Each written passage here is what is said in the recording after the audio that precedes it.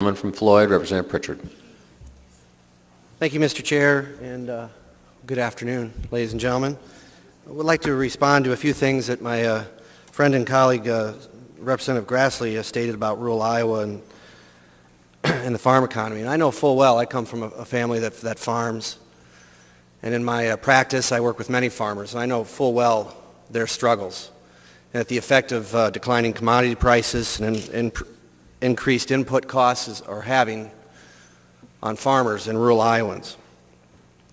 So that's kind of strange, given the farm economies, that we're shifting the burden to landowners and farmers with our supplemental state aid package here. As I look through the list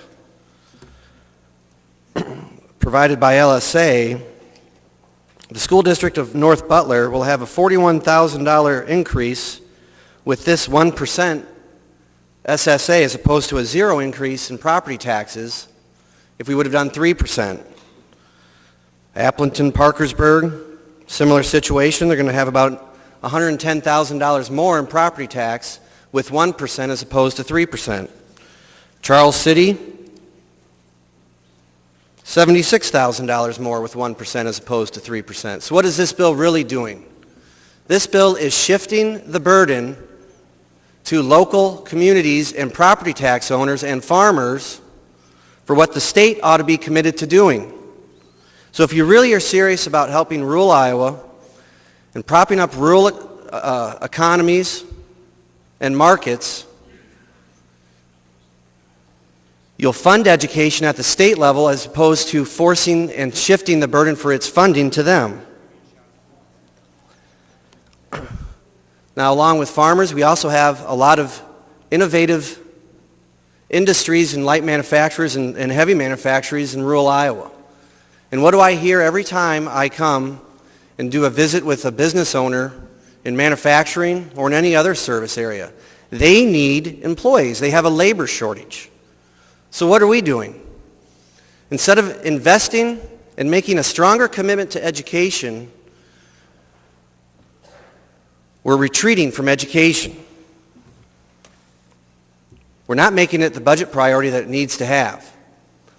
And what does that do? That affects our workforce. And it doesn't just affect our workforce decades down the road. It affects our workforce in a matter of a few short months and years down the road as high school seniors transition into the workforce. We are not making the investment that leads to economic growth across this state by supporting public schools in urban and rural areas. We're shifting the burden to landowners and farmers to the local level. Well, tax credits. The majority party controls the agenda. I remember the governor mentioned in her State of the State address that she would like to review tax credits. Well, maybe I was wrong. Maybe I didn't hear her right. We are ready for that discussion. We are ready to make a budget that prioritizes education where it ought to be prioritized in this state and make the investments in rural Iowa. Let's have that discussion.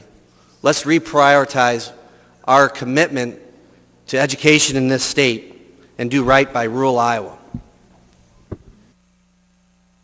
Chair recognizes the lady from Johnson.